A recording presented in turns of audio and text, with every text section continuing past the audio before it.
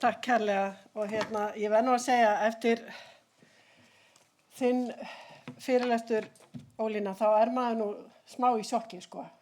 Þetta var nú ekki falleg mynd sem var dregin upp af ástandi í heiminum á þessari ráðstefnu sem mér þykir mjög leitt að hafa misst af en takk fyrir að fara eins yfir hana og þetta snýst þó að norðurslóðir hafi ekki borið á góma en þá snertir þetta norðurslóðir með þeim hætti eins og þú varst að tala Rachel þegar að vera að veikja vísinda- og þekkingarsamfélagið sem auðvitað grundvöllurinn að öllu norðurslóða samstarfi og mér langaði líka því að takk Sofía fyrir alveg frábæran fyrirlestur sérstaklega PAME en svona heildstætt líka bara þetta vísindasamstarf sem fer fram á vettvangi Norðurskautsráðsins að þú talaðir að það mætti kannski ekki tala loftslagsbreytingar en ég held að sé mjög mikilvægt að aðgreina á milli hvað við getum fengið samþykkt í einhverja sameiginlega texta og það hvernig við tölum því að við tölum loftslagsbreytingar,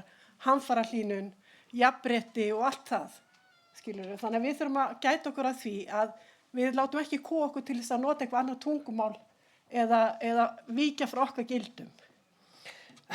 Þú nefndi líka stefnu Íslands í norðurslóðamálum frá 2021 og auðvitað margt úrelt í henni en grundvöllurinn ennþá svo sami. Það að segja það starf sem að lýtur að sjálfbærri þróun, sjálfbærum efnahagslegum uppgangi á norðurslóðum, vísindasamstarfi og svo framvegis.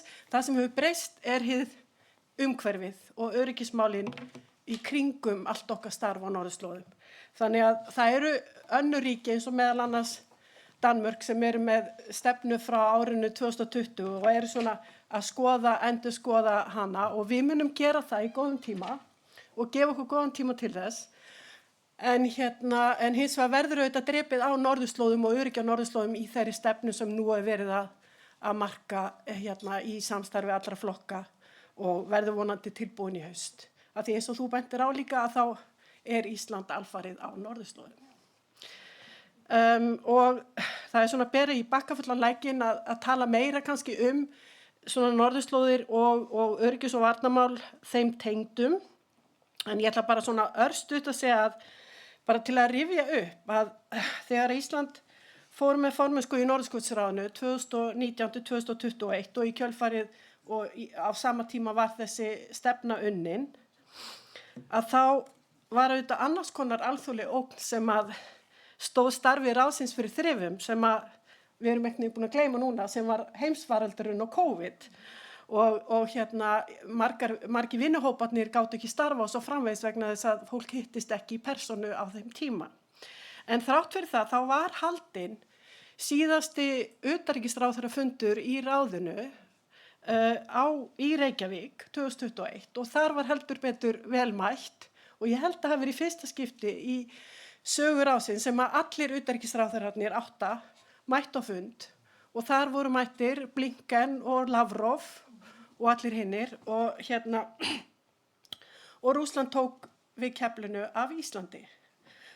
Og við vitum auðvitað hvað gerðist síðan nokkrum mánuðum seinna og það mjög áhugavert að eitt af þeim því sem að Ísland sett á oddinn á þessum tíma var að styrkja ráðið. En í raun og veru síðan hefur við gert allt bara til reyna að halda því á lífi. Þannig að en þessi styrking eins og ég held Rachel og þú hafi minnst á að rússneski fulltrúinn hafi sagt í ræðu sinni að við erum skuldbundin til þess að styrkja ráðið. Þannig að það ennþá á dagskrá.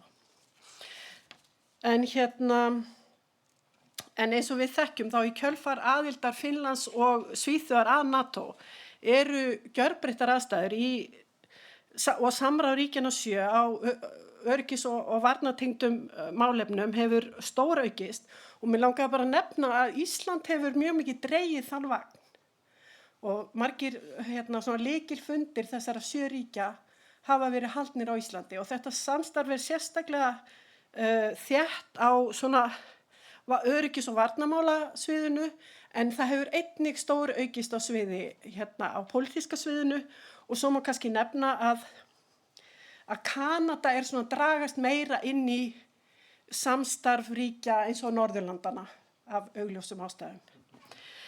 En það ýmislegt, ráðherra nefndi líka vaxandi samstarf Rússlands og Kína sem veldur verulegum áhyggjum og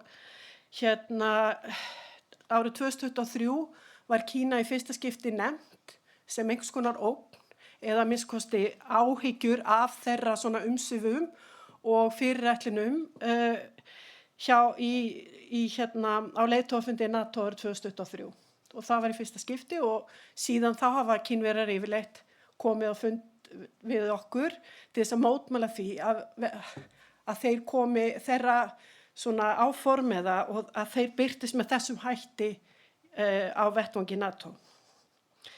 En ljóst að Kína mun vega enn þyngra í stefnun stjórnvalda í Vestanhafs en fyrr og mun án efa marka stefnu Bandaríkjanna á norðurslóðum og einnig gagnvart Íslandi sem reynda var raunin í fyrri tíð Trumps. Eins og þið munið þá voru heimsóknir eins og utanríkisráðherra Bandaríkjanna og varaforseta sem tengdust beinlínis áhyggjum þeirra af umsvifum Kínverja á Íslandi.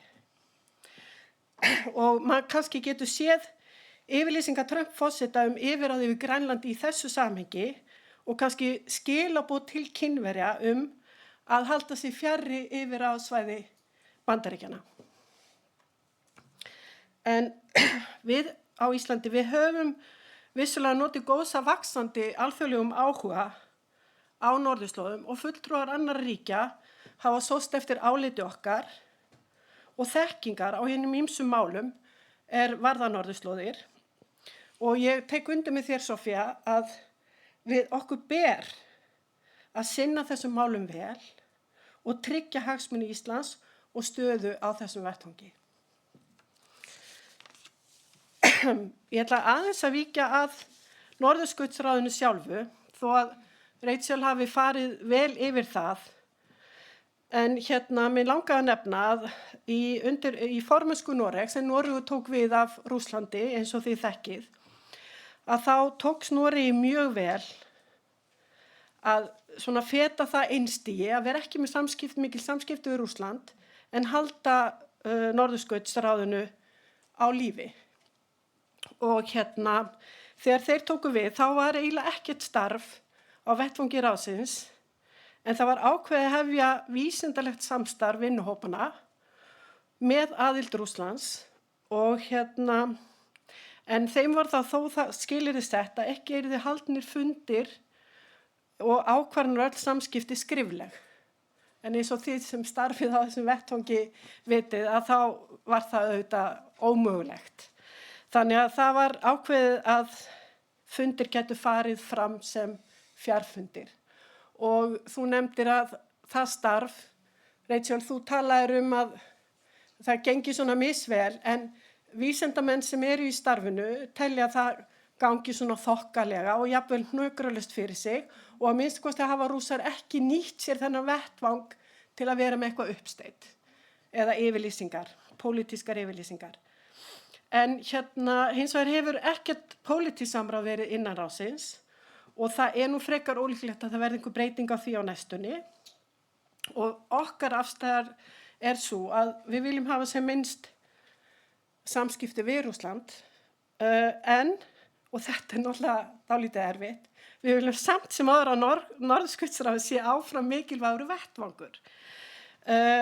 Ekki síst vegna þess að við viljum gæta þess að önnur ríki sem ekki eiga aðild að ráðinu fara að gera sig gildandi eða draga úr vægi þeirra lagalegu umgjörða sem gildir svæðið. Þannig að þetta er mjög erfitt að samræma þetta tvennt, að vera ekki með nein diplomatísk samskipti ríkjanna 8, en samt sem áður að undirstrika mikilvægi ráðsins. Og eins og hefur komið hérna fram, þá fór fram formlegur fjarfundur í Norðurskautsráðinu þar sem að ríkissambandi, Grænland, Færeyjar og Danmörk tóku við formennskukeflinu af Noregi í maí eða fyrr í þessu mánuði og háttsettir embættismenn ráðsins, það að segja það sem við kalla SAOR og ég einn af þeim, að allir 8 tóku þátt í þessum fundi þó þetta væri fjarfundur. Og þetta var fyrsti fundurinn sem ég hef setið með Rússlandi þó að það hafi verið á fjarfundi. Og það var mjög sérstakt og á þeim fundi einmitt notaði rússneski fulltrúinn tækifæri til þess að hafa kannski í svona mjög diplomatískum hótunum samt að ef ráðið fær ekki að starfa fullum krafti aftur, að þá myndu þeir leita annara bandamanna á svæðinu, sem auðvitað ekki góða fréttir. Og mögulega, en það geti líka verið Brasilía, Indland. Það eru svo mörg ríki sem að gera sig gildandi á þessu svæði og Brasilía hefur sótt aukaaðild eða áheyrnaraðild og Indverjar eru þegar áheyrnaraðilar að ráðinu. Og það eru svo miklir hagsmunir í húfi en Kína auðvitað.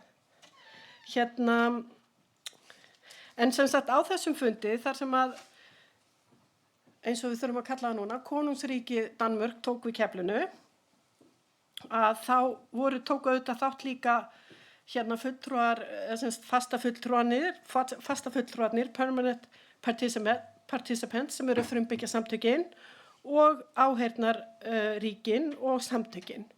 Og það var ótrúlega vel mætt á hana fund. Og þar var samþykkt yfirlýsing sem hefur verið getið hér í dag, þar sem að náðist sátt örfáum dögum fyrir fundin efni hennar og ekki síst vegna þess að ríkin 6, það er að segja ekki Rússland og Bandaríkin, og við vorum mjög sveigjanleg.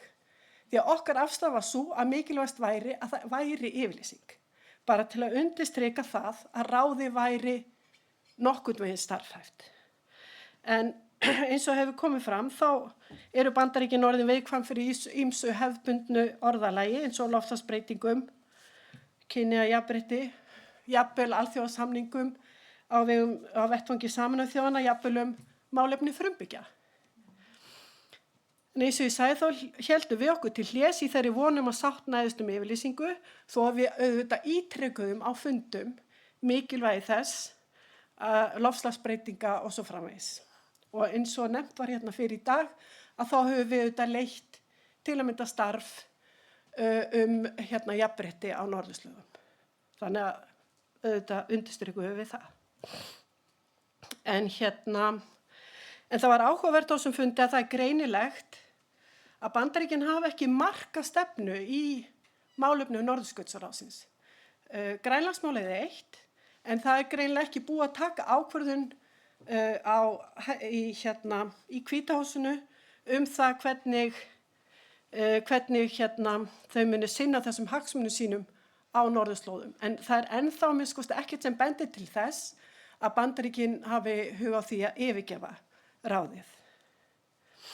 En frumbyggjasamtökin, öll þeirra ávörp voru á einn veg, að þetta væri eini vettvangurinn þar sem að þeirra raddir heyrast og þau eiga sæti við borðið.